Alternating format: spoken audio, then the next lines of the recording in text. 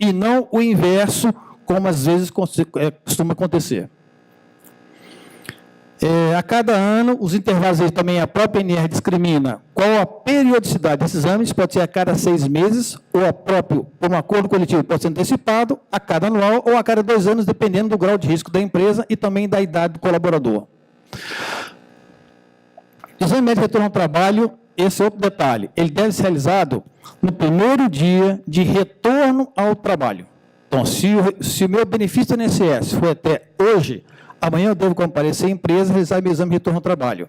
Por que a gente não faz no último dia? Porque nesse último dia ainda ele está em benefício e pelo INSS ele está incapacitado. Se ele está incapacitado, ele não pode levar um apto naquele dia, só pode levar o apto quando acaba a incapacidade dele, que é uma data de encerramento do benefício. No dia seguinte ele faria o exame de retorno e nessa data, então, ele estaria apto ao trabalho. É um detalhezinho de data, mas que legalmente, até aquele dia, se ele está incapacitado, ele não pode tomar um apto no exame de retorno, somente no dia seguinte. Mudança de função, antes da realização de fato da mudança de função, e só vai ser realizado se houver uma alteração do risco, ou a retirada, ou um novo risco, ele vai fazer o exame da função, senão não haverá necessidade. E, finalmente, o demissional será obrigatório até a data da homologação, desde que o último exame médico ocupacional tenha sido realizado há mais de. E aí a gente fala data de homologação. Na empresa do qual eu trabalho, eu não espero até a data da homologação, que às vezes ele é demitido, a homologação acontece 7 dias depois. O que fala isso aí é a ANR. Só que, nessa demissão até a homologação, se você levar 2, 3 dias que ele está fora da empresa, ele pode sofrer algum tipo de acidente e essa homologação não vai poder ser realizada. Então, assim, o atestado pode ser feito, o demissional, ele é registrado, e a homologação pode acontecer depois de 7 dias. A homologação é um ato formal, não deve ser vinculada ao exame de demissão. Faça o demissional, posterior, ele tem um direito de um prazo aí, dependendo do sindicato, onde foi feito, o prazo para fazer a homologação.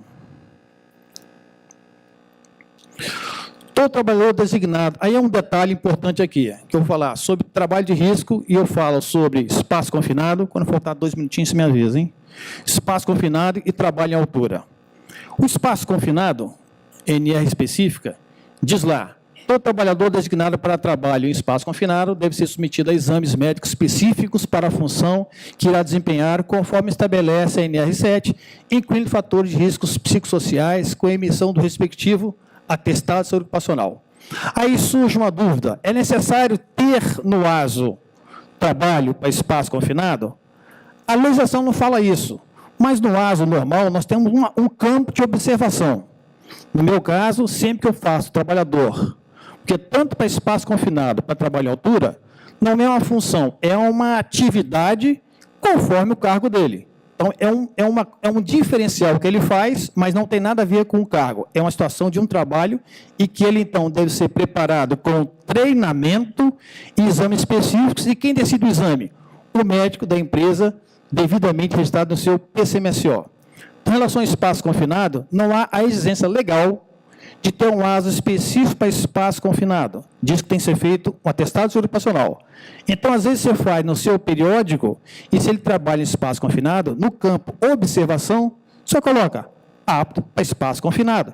E você resolve de não haverá necessidade de gerar mais um papel, diferentemente do trabalho em altura. Todo exame realizado, ASO, é necessário pelo menos ter 2 vias. Na minha empresa eu faço 3, 4, 5. Não tem problema, mas 2 tem que ser feitas. Uma entrega ao trabalhador mediante o recibo e a segunda arquivada, geralmente, onde vai ser feita a fiscalização. Às vezes o RH da empresa quer ter emite a terceira e manda para o RH para arquivo. Não há problema, mas 2 têm que ser emitidas, uma é do trabalhador. E ali vai constar algumas informações que a gente vai falar mais à frente. O ASO tem que ter, no mínimo, 7 observações. No mínimo 7. Podem ter mais? Não há problema. Mas, no mínimo, essas 7 têm que ser observadas. Algumas são clássicas, né? O nome completo, identificação e tudo mais. Chama atenção aqui. Riscos ocupacionais específicos existentes ou a ausência deles. Então, se tem risco, sim, discrimine quais são os riscos. Então, quando você faz um ASO e que você não tem um PPRA para evidenciar os seus riscos, o seu ASO já está sendo feito de forma não conforme. Todo PCMSO, com seus riscos existentes, são baseados num documento prévio que é o PPRA. Então, não ajam de modo imprudente, negligente, fazendo, artigo 1 do Código de Ética Médica, fazendo um ASO, emitindo um ASO, sem que você tenha uma evidência do risco. Onde está esse risco? PPRA. Para você fazer o PCMSO de uma empresa, necessariamente tem que ter os riscos evidentes, ou a ausência dos riscos evidentes. Isso tem que ser documentado no PPRA, no PCMSO, e aí você, médico, vai correlacionar o risco com o exame. Foi falado aqui de manhã que às vezes a gente pede muitos exames desnecessários, onerando a empresa. Isso é fato real. Se existe o risco, vai existir o exame específico, se existir um exame específico para aquele risco. Se não existe o risco, para que eu vou onerar? Outra coisa importante aí, que a gente fala em relação ao ASO aí, é que no ASO, às vezes, a gente bota uma série de outros exames, que são exames para ferir qualidade de vida.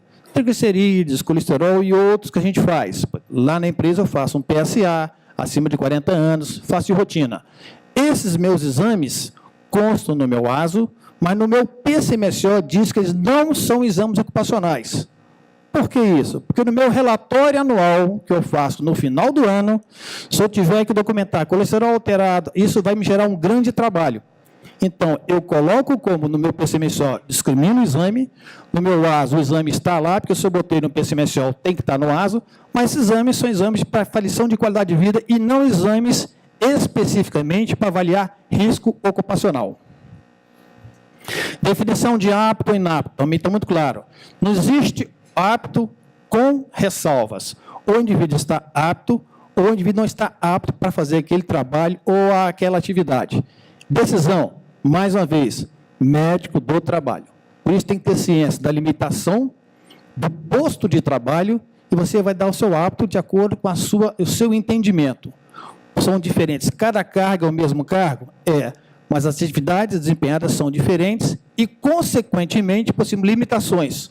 Com o cargo de auxiliar de produção aqui, nesse setor, é diferente a limitação do auxiliar de produção no setor seguinte.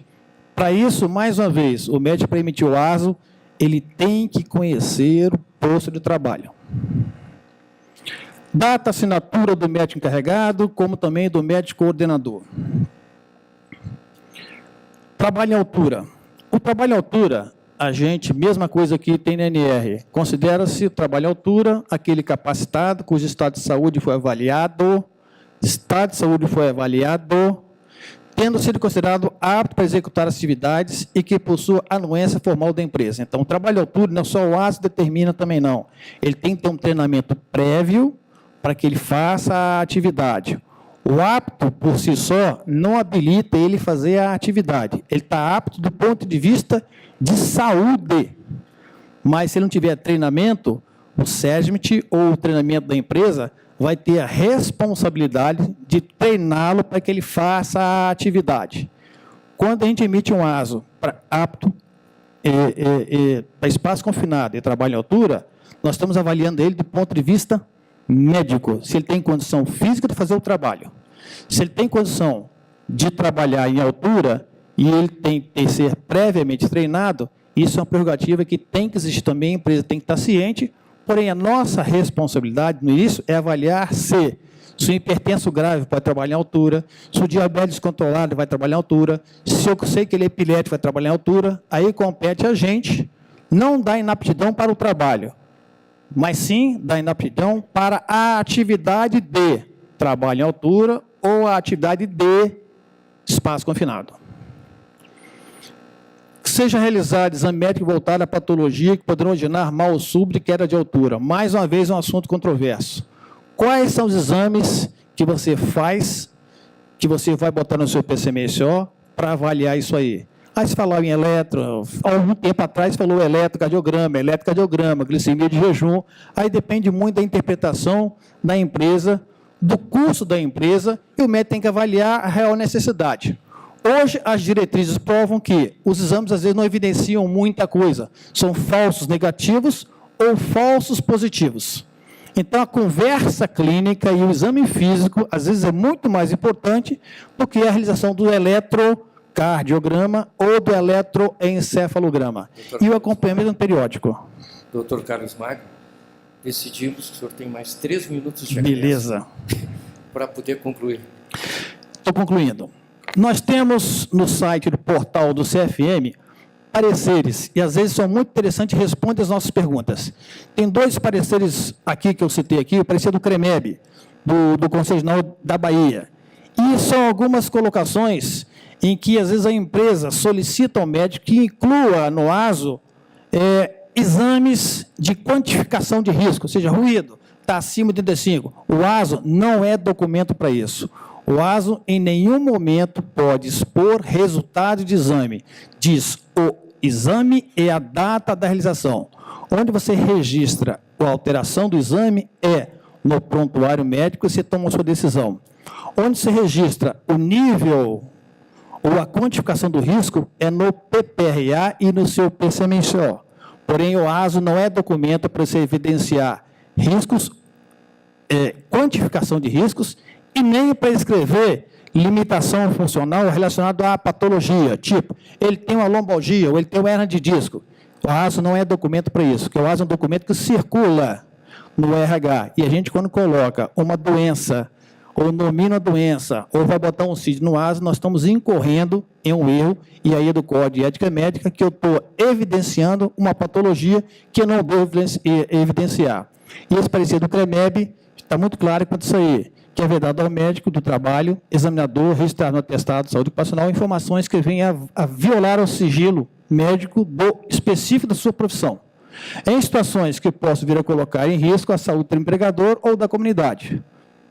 O outro parecer do CREMEB, também aprovado, é o conteúdo mínimo do atestado de saúde ocupacional é determinado pela ANR.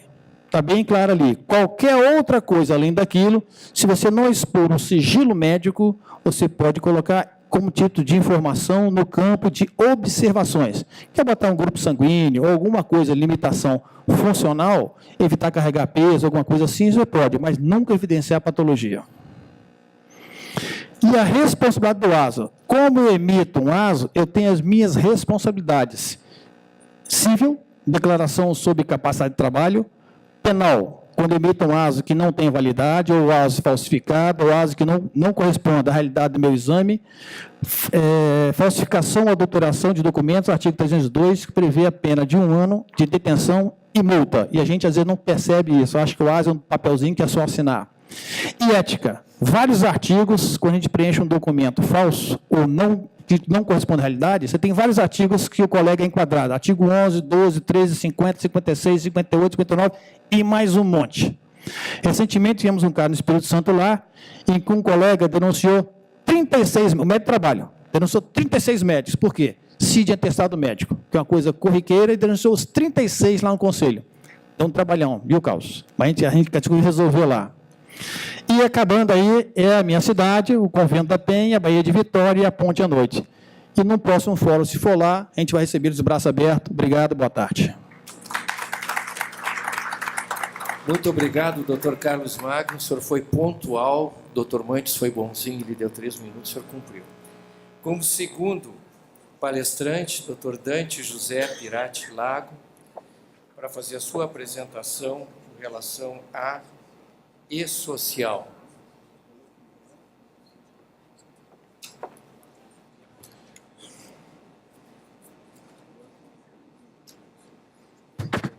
Boa tarde a todos. Inicialmente, eu gostaria de agradecer à Câmara Técnica do Conselho Federal de Medicina o convite de estar aqui com vocês, falando um pouquinho sobre a questão do e-social. Mais perto do microfone. Mas, inicialmente, também gostaria de fazer apenas 2 colocações. Primeiro, eu não estou aqui falando em nome da Volvo do Brasil, e também gostaria de, até atendendo uma resolução do próprio Conselho, não tenho nenhum impedimento ético de falar sobre esse assunto, uma vez que a empresa na qual eu coordeno não faz parte do projeto piloto que envolve a implantação do e-social no Brasil. Bom, esse é um assunto que tem sido bastante debatido nos últimos tempos, né? E ele é um sistema onde o governo federal passará a receber das empresas as informações hoje que ele recebe de através de diversas ferramentas e que serve para alimentar diversos órgãos. Eu vou passar em alguns momentos, talvez de uma forma muito rápida, me coloco à disposição exatamente para poder também cumprir o tempo que me foi dado. Ao contrário do que se pensa, o e-social é algo já há quase uma década, tá, que vem se discutindo isso. E ele surge junto com o SPED fiscal, a famosa nota eletrônica. Quando o governo lançou o SPED fiscal, lançou também o chamado SPED social, tá? Ou também chamado de e-folha de pagamento e outros nomes todos. Então, é algo que vem se arrastando há quase 10 anos. Tá? Os objetivos do governo para a implantação do e-social são os 5 primeiros. Tá? Garantir direitos trabalhistas, aprimorar a qualidade das informações, simplificar o cumprimento de obrigações, eliminar redundâncias de informações, às vezes você tem que informar coisas para a Previdência, depois para o Ministério do Trabalho, acabar com essa duplicidade. E o último item, que efetivamente não está em nenhuma versão do e-social até o momento, que é a questão arrecadatória, que ninguém fala, mas que efetivamente está por trás disso de uma forma acinzentada. Assim sendo, então, o e-social ele atende às intenções da Receita Federal, do Ministério do Trabalho, do Instituto Nacional, da Caixa Econômica, através do Conselho Curador do Fundo de Garantia. Em suma, ele é apenas uma nova versão de informações das empresas para o governo. Não há nenhuma mudança na legislação, não há nenhum ganho ao trabalhador ou redução ou incentivo às empresas. Tá? Esses são os formulários hoje existentes, os canais de comunicação existentes entre a empresa e o caminho pelo qual seguem os dados do trabalhador, desde a admissão desse funcionário até a sua demissão. Eu gostaria de chamar bastante atenção para uma ferramenta que está sendo incorporada dentro do e-social, que é o PPP. A tendência do governo, dentro das discussões que têm sido feitas, é de que essas ferramentas deixariam de existir a partir do momento em que, efetivamente, isso venha a ser implementado. O PPP para funcionários anteriores à vigência do e-social continuaria sendo emitido até que. Por que eu estou chamando a atenção para o PPP? Porque nós temos uma resolução em relação do Conselho em relação ao PPP, que a gente vai voltar a falar nos próximos minutos. A operacionalização do e-social, tá, tem muito claro qual é o papel do empregador, quais os caminhos que isso segue, e eu chamo a atenção para aquela última frase, porque ela está dentro do próprio regulamento do e-social, tá, que diz assim, que entes interessados fazem uso das informações, etc., etc. Certo? Ou seja, todas as informações constantes no e-social passarão a ser visualizados pelos entes interessados. Tá ok? O e-social ele se divide em basicamente 4 grandes eventos ou 4 grandes grupos, tá? Chamados eventos iniciais, que são os dados da empresa, CNPJ, o Código de Atividade Econômica, PIS, PASEP e CPF. 30% dos dados do trabalhador, hoje, quando nós olhamos para o CPF e o PIS dele, há divergência. O próprio governo reconhece que a divergência dos dados do trabalhador dentro da base de sistemas do governo ultrapassa 30%. Ok? Dos trabalhadores tem ou PIS duplicado, ou o CPF não bate com o PIS, coisas desse tipo. Tá? As tabelas, e divide-se eventos não periódicos e eventos periódicos. Então, o que o Magno colocou até esse momento na apresentação dele, a questão dos prazos para a emissão dos atestados, isso tudo acaba sendo abordado e cumprido pelo e-social, uma vez que essa informação passa a ser em tempo real. Então, quando nós falarmos o exame periódico, o exame de mudança de função, ele tem que ser realizado antes da mudança de função, o e-social vai evidenciar isso. Não dá mais para fazer ASO com data anterior, coisas dessa, ou algum tempo depois do funcionário ter mudado a sua lotação dentro da empresa. Ok? Chamados eventos periódicos, tá? Então, são aqueles que efetivamente acontecem, o pagamento, férias, horas extras, mas o nosso grande grupo de ações relacionadas à medicina do trabalho está dentro dos chamados eventos não periódicos. Tá? Dentro desses eventos, os que impactam para nós são efetivamente a tabela que trata dos ambientes de trabalho, o 2210 que fala sobre a CAT, e chamo a atenção para essa tabela 2220 que fala do monitoramento de saúde do trabalhador, né? Onde nós deveremos informar, então, os dados nesse item serão os resultados dos exames ocupacionais. Né? O indivíduo fez uma audiometria, ele tem uma audiometria alterada, isso deve ser informado no e-social. Ok? Efetivamente, a forma de informar estará dentro daquela, já está dentro do último layout, né? Isso persistiu desde a primeira versão. Nós estamos na versão 2.2, começou com 1.0, 1.1, 2, 2.1, parece carro, motor 2.1, 1.8, nós temos sempre uma versão última, a última que nós sabemos é a 2.2b, e deveremos então informar se os exames estão normal, alterado, estável, ou se houve um agravamento. Tá?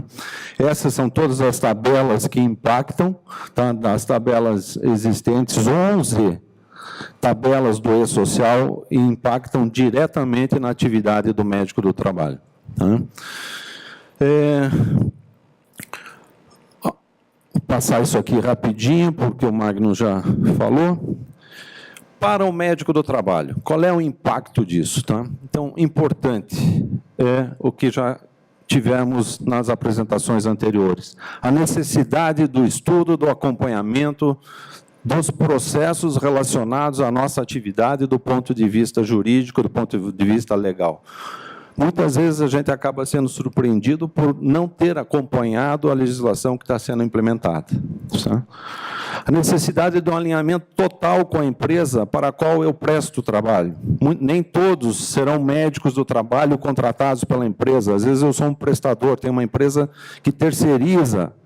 Se não houver uma proximidade, um alinhamento total, antes de você mudar o funcionário de atividade, ele precisa passar pelo exame. Não me encaminhe na segunda-feira, se na quinta ele já mudou de atividade. Esse alinhamento precisará ser muito próximo. Você mudou algo no teu ambiente de trabalho que vai impactar naquelas tabelas de risco, o médico do trabalho precisa ser envolvido. O médico do trabalho, que hoje é um prestador de serviço, deverá estar muito mais próximo das organizações que o contratam. Cuidado interno, intenso na emissão desses informações. A facilidade de visualização agora dos atos médicos, né, do ponto de vista ocupacional. Por que uma empresa que faz determinada atividade dentro de um Código Nacional de Atividade Econômica reconhece que existe, por exemplo, numa cabine de pintura, determinado risco, e a outra empresa não reconhece? Isso vai me permitir comparar códigos nacionais de atividade em tempo real.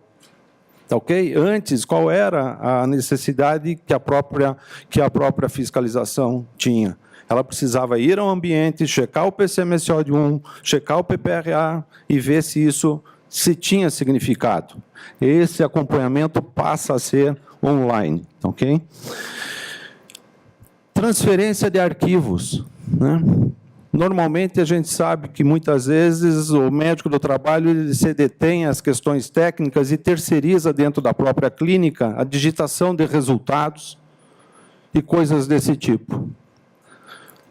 A identificação do desvio, a identificação do erro é imediato. Okay? Fácil cruzamento de dados do PCMSO com o PPRA. Isso é fantástico. Isso é fantástico para nós médicos do trabalho que queremos fazer uma medicina do trabalho adequada. Certo? Visualização da responsabilidade do médico do trabalho. Quem é esse responsável técnico, o diretor técnico daquela empresa que administrativamente tem um outro profissional à frente dela? Por outro lado, a gente vê colegas dizendo assim, eu atendo 5.000 empresas. Certo?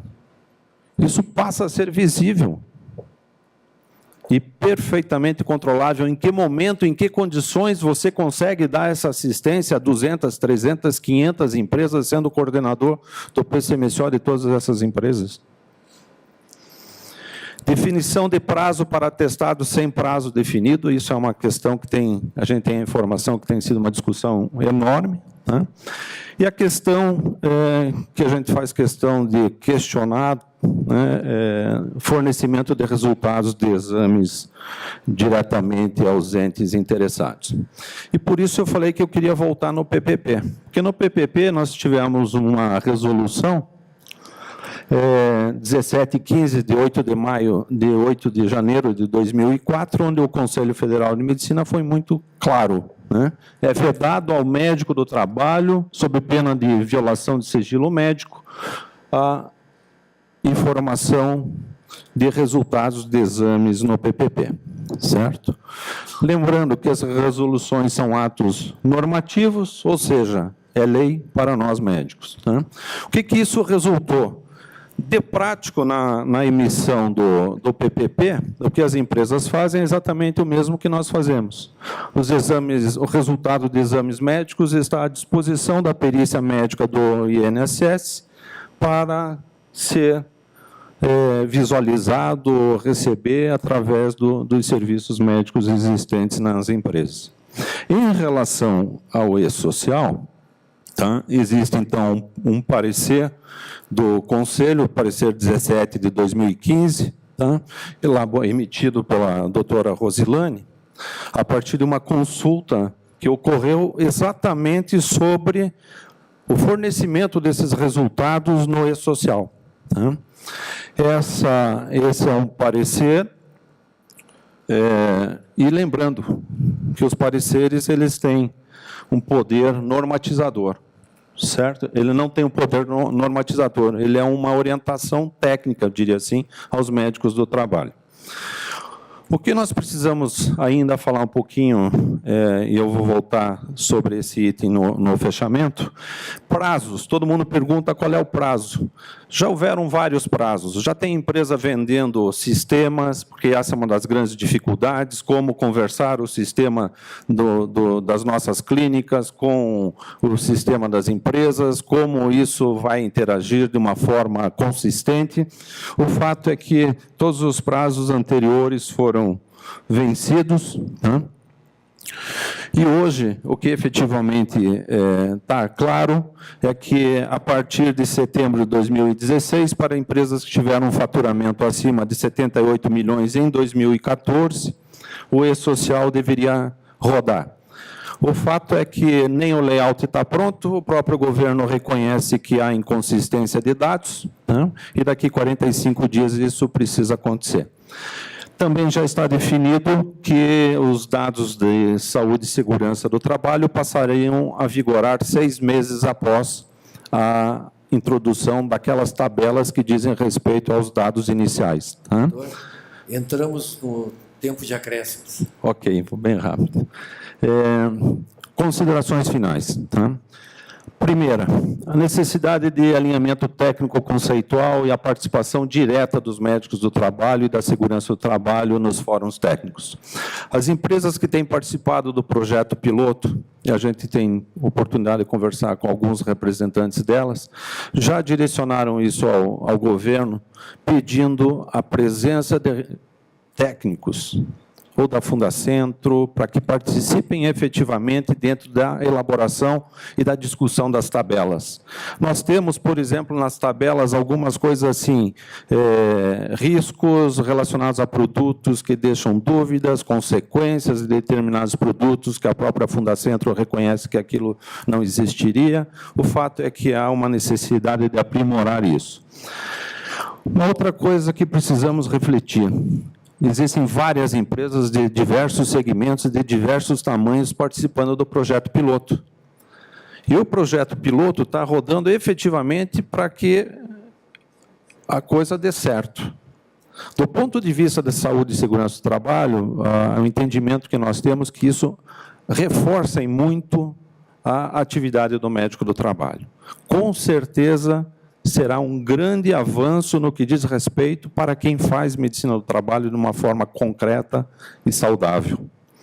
O grande problema é que nós temos uma questão do parecer 1715, tá, ok? E que não é uma resolução. Ou seja, as próprias empresas que hoje participam do projeto piloto sabem que tem grande tendência a, no futuro, ter as mesmas dificuldades ou vir a ser atingida pela resolução do Conselho. Então, acho que cabe aí, estando no Conselho, Rosilane, efetivamente, uma discussão maior sobre isso, porque, querendo ou não, existem várias empresas hoje, de alguma forma, expondo, ao contrário do que o PPP recomendava, o trabalhador está tendo esses resultados atingidos. Ok? Era isso que eu tinha, tá? E aqueles que efetivamente tiverem interesse, estou à disposição para falar na sequência. Obrigado. Muito obrigado, doutor Dante. As perguntas serão no final. Vai haver um tempo para debates. Certo, pessoal? As perguntas podem ser feitas ao final das apresentações. E agora nós vamos de imediato passar a palavra ao doutor Dirceu, que vai fazer a sua apresentação também, o Montes controlando o tempo dele.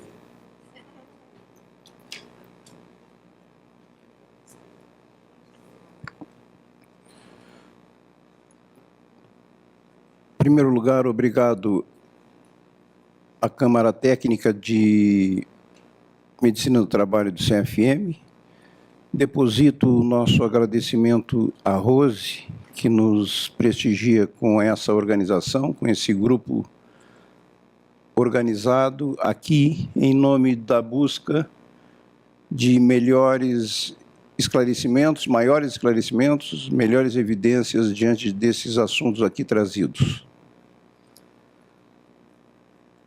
Nós vamos abordar o tema em nome do grupo que participo, indicado pelo CREMERS, lá no Rio Grande do Sul, uma vez que é uma preocupação muito grande a presença do produto químico em todos os momentos, e nós tínhamos a expectativa de que fosse exclusivamente na lavoura, já que o Rio Grande do Sul é um estado que tem o seu potencial de desenvolvimento agrícola num elevado patamar nessa área, mas podemos verificar que não é bem assim como estará sendo feita nessa exposição toda a matéria.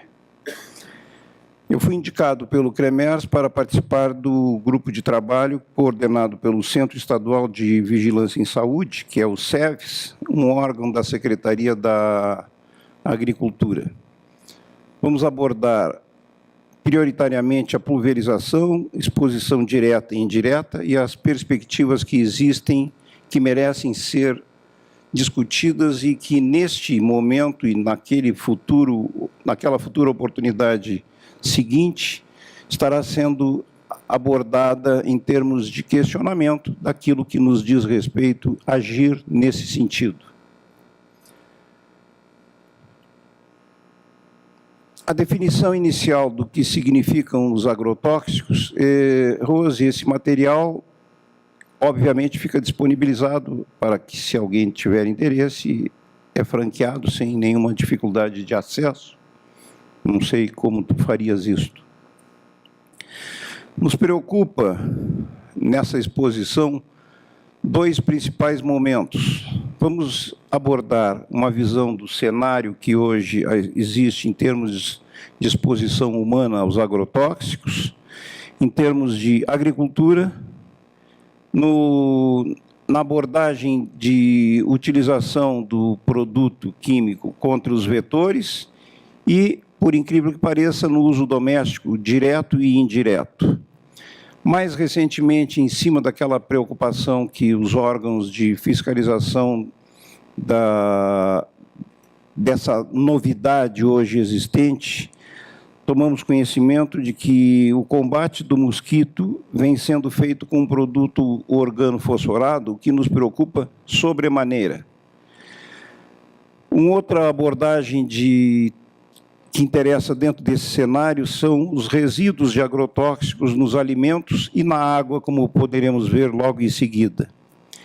E dentro do contexto de interesse médico do trabalho, nós vamos abordar, vamos tratar e expor as estratégias para enfrentamento dessa exposição diante das perspectivas que surgem e que são necessariamente presentes no nosso contexto. Num primeiro momento, destacando que os agrotóxicos são usados costumeiramente, não somente na agricultura, mas, como se disse antes, no combate de vetores e no uso doméstico. E as estatísticas têm mostrado esses valores nesses próximos slides, que os senhores poderão identificar como 58% sendo de herbicidas, dependentes de herbicidas, 21% de inseticidas, 12% de fungicidas, 3% de acaricidas e 7 outros de outras naturezas que vamos identificar na medida em que estiverem sendo expostos esses slides.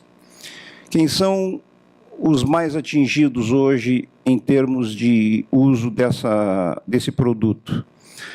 Num primeiro momento, os trabalhadores rurais, não somente os empregados, mas já podemos abordar aquela causa que vamos tomar conhecimento logo em seguida, em nível de estatística, e porque os números são falsamente pequenos, reduzidíssimos até, porque existe o elemento chamado agricultura familiar.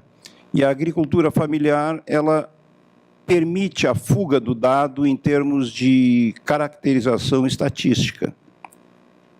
Trabalhadores na indústria, revendas e agropecuárias, e aplicadores das empresas de dedetização, desratização e outras atividades semelhantes. A exposição que chamaríamos de direta e indireta, abordadas pelos slides que mostram as características não só na lavoura, como no uso, no combate da procura das larvas do Aedes em pneus. O uso indireto, que nós vamos tomar conhecimento preocupantemente presente naqueles legumes, naquelas hortaliças que comemos diariamente, e nos animais que comem aquela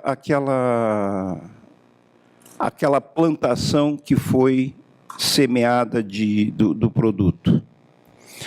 Ciclo de vida é um dado conhecido que a Anvisa divulga, onde estamos, até onde podemos agir e onde estamos expostos, terminado o registro, desde a produção, formulação, comércio, transporte, armazenagem, utilização, até o destino final, isso nos expõe sobremaneira e preocupantemente a todos nós, eu digo, não somente aqueles que estão expostos direto, mas indiretamente, todos nós aqui presentes. Um dado que caracteriza o consumo de agrotóxicos e a incidência de intoxicações nessas duas linhas, azul e vermelha, em termos de Brasil e em termos de Rio Grande do Sul, mas em termos de Brasil e em termos de Rio Grande do Sul, os senhores podem observar que o volume crescente é semelhante, e isso é, no nosso entendimento, deveras preocupante. Um elemento que busca também trazer o conhecimento aos senhores dos agrotóxicos de natureza química mais consumidos no Brasil, por incrível que pareça, são esses aqui citados, mas o que mais nos preocupa é o que possui característica carcinogênica provável, mas identificada assim pelo IARC, e é uma oportunidade que temos nesse momento de imaginar o risco que todos nós corremos diante da perspectiva de utilização dos produtos que temos conhecimento e que não temos conhecimento que estão sendo utilizados nos alimentos que usamos. Sistemas de informação de saúde hoje existentes, além do SUS, o SINAM, que é o Sistema de Informação de Agravos de Notificação, que é a forma compulsória que nós médicos, estamos obrigados a identificar, através de um formulário que logo em seguida mostraremos. E, como médicos do trabalho, o que nem sempre ocorre é o preenchimento da CAT, quando existe a identificação dentro daquela relação empregador-empregado.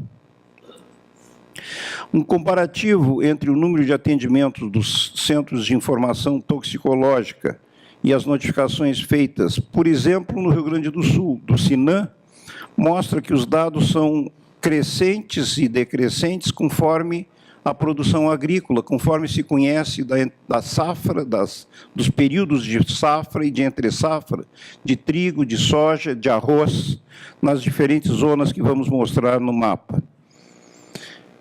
Este é o mapa do Rio Grande do Sul, onde, através deste mapa, eu fui indicado em cima daquela condição crítica que fomos levados a adotar como atitude.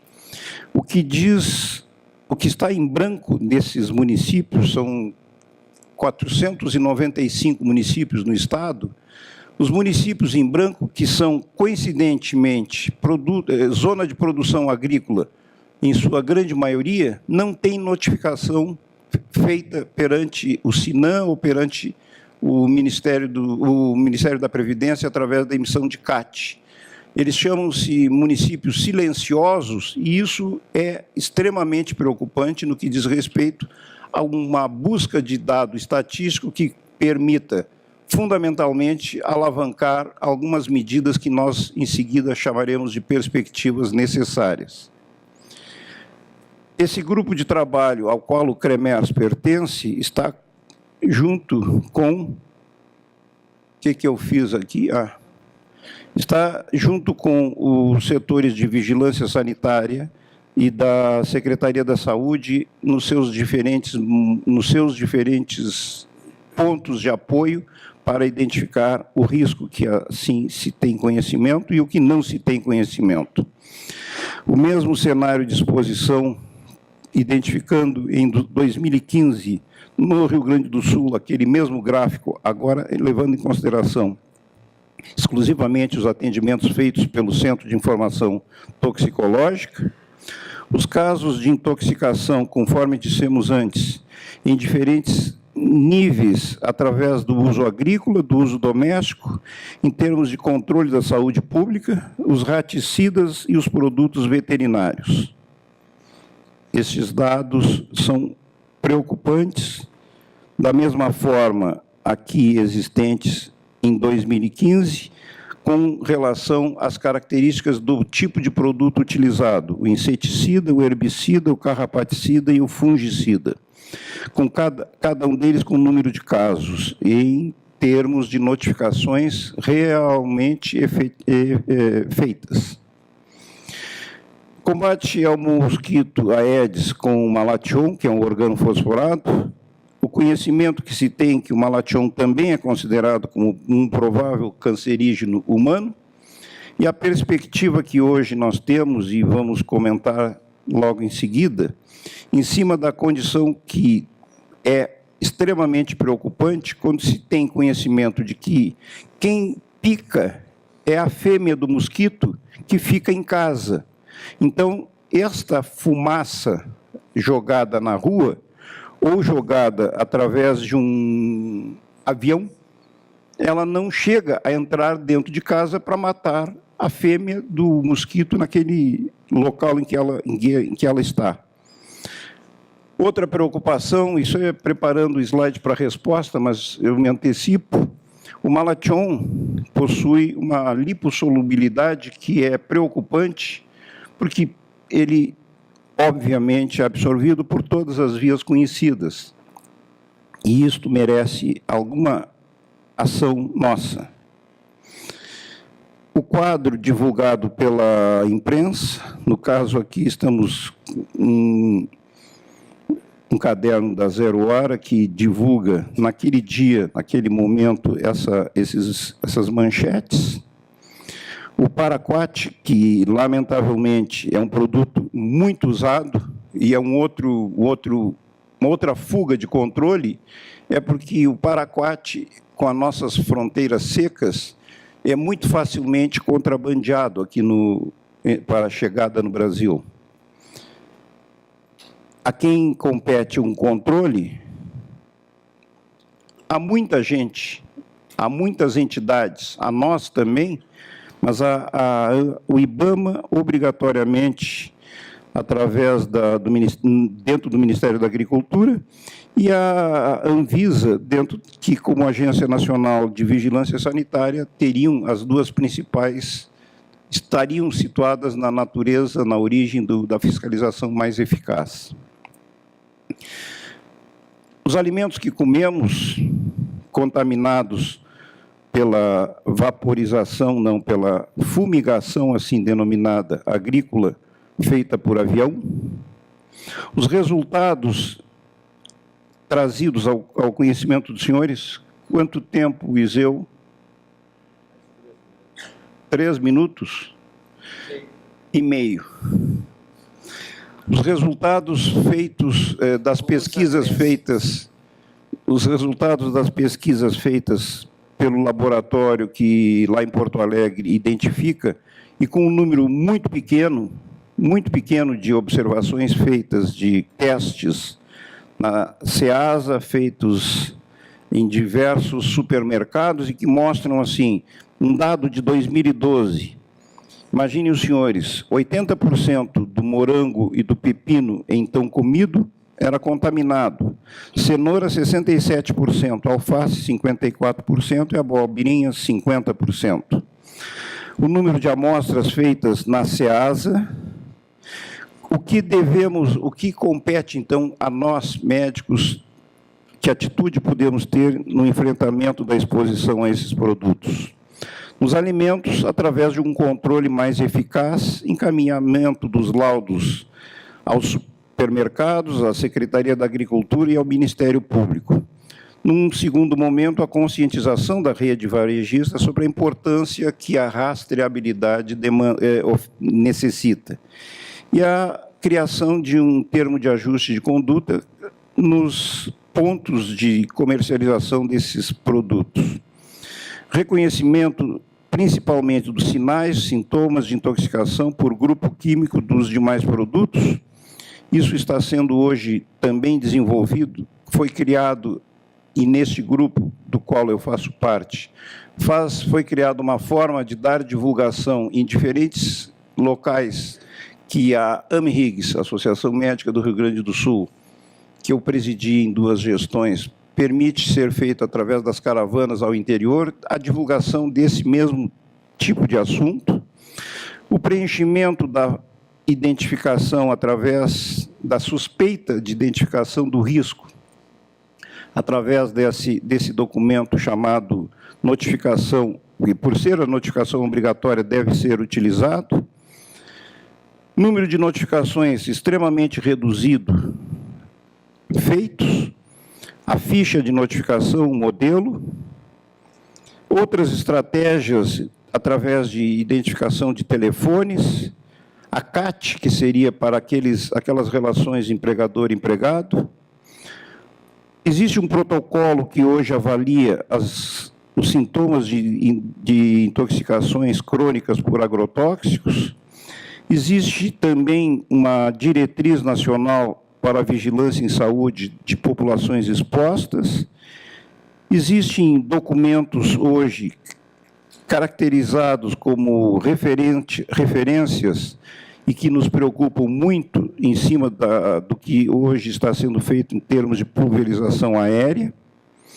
O anuário que foi divulgado mais recentemente, que ainda não tivemos acesso a folheá-lo com a devida atenção, perspectivas que merecem, em 3 níveis, em nível mundial, um desafio que nos propõe garantir simultaneamente que o desenvolvimento econômico seja perto, ou que ele considere o desenvolvimento social, paradigmas que nós obrigatoriamente devemos levar em consideração em razão do desenvolvimento, que precisa mostrar que o ambiente precisa ser sustentável. Nós temos que identificar o nosso desenvolvimento como socialmente sustentável, culturalmente sustentável e politicamente sustentável. Em nível conceitual, por que existir, então, o uso seguro de agrotóxico? Nós podemos identificar que o alimento orgânico é privado de utilização? Ponto de interrogação. Eficiência dos equipamentos de proteção, conhecimento dos efeitos crônicos de baixas doses, resíduos de agrotóxicos no leite materno, nos alimentos, na água e no solo. Telefones de contato, o grupo de trabalho que o CREMERS criou e participa, divulgando, principalmente com relação aos acadêmicos, no sentido de que possa ser levado para o interior do Estado o conhecimento dos sintomas primários. Entretanto, existe ainda uma necessidade que deve ser buscada junto com outras alternativas, proibindo o uso da pulverização aérea com aeronaves de produtos tóxicos, agrotóxicos, no combate ao controle de endemias, além de ações de combate aos vetores transmissores de doença, prioritariamente desenvolvendo ações de educação, informação, mobilização da sociedade, com a perspectiva de potencializar a responsabilidade de cada um de nós na manutenção de um ambiente livre de potenciais criadouros de vetores, promovendo o fortalecimento de ações de vigilância em saúde, buscando prioritariamente a eliminação mecânica de possíveis criadores. Portanto, como slide final, entendemos que deva ser priorizado que o controle químico seja usado como método de controle de endemias somente em último caso, quando as demais ações e métodos cientificamente comprovadas já tiverem sido realizadas em caso de eminência de epidemia. Uma vez que, mesmo assim, tendo que ser usada, nós deveremos atender, na hipótese de utilização do método químico, a todas as normas de segurança e prerrogativa dos órgãos competentes. Obrigado, senhores. Era isso. Agradecemos a palestra do Dr. Dirceu. E antes das perguntas, os breves comentários da coordenação. Primeiro, com relação à apresentação do Dr. Carlos Magno. Nós temos visto, então, normalmente que existem muitos ASOs mal preenchidos e isso pode trazer grandes problemas para os médicos. Que é importante e é muito comum se observar que não há uma compatibilidade entre os riscos colocados no ASO e os exames solicitados. Isso pode trazer problemas para os trabalhadores, para as empresas e para os médicos. Que os mesmos cuidados que se tem com quem trabalha em altura e espaço confinado também deve ser feito com motoristas e também com os brigadistas nas empresas que possuem a brigada de emergência. Isso é muito importante também. E outra questão também é a questão dos cuidados especiais para quem vai trabalhar em altura com as pessoas obesas, principalmente com relação à questão dos equipamentos de segurança. E por isso é um problema de RH ser orientado antes da seleção. E, nesse caso, para não cair em cima do médico, se dá apto, normalmente, mas inapto para trabalho em altura. Eles que resolvem.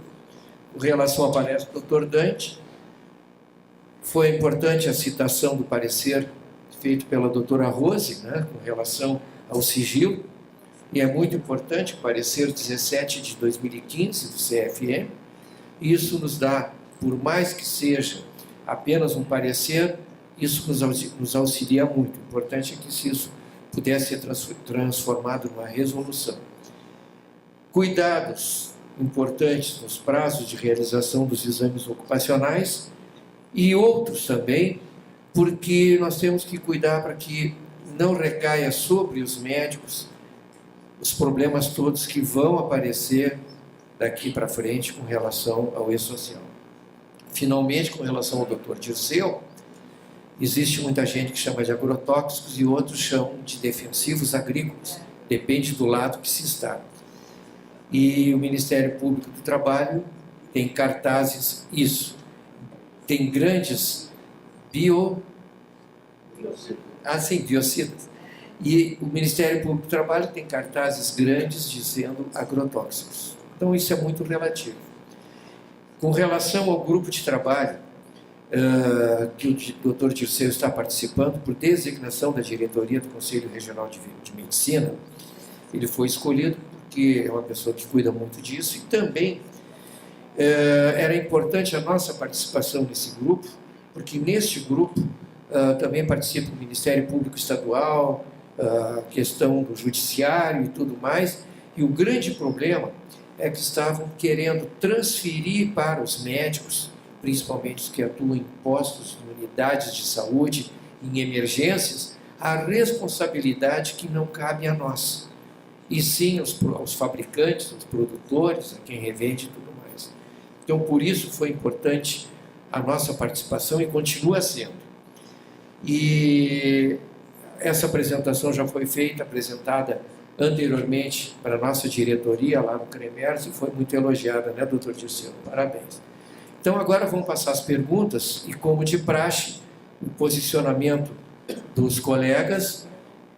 A cada 3 perguntas virá uma resposta e vamos lá. Só um posicionamento quanto ao Dr. Carlos Magno, principalmente na indústria da construção civil.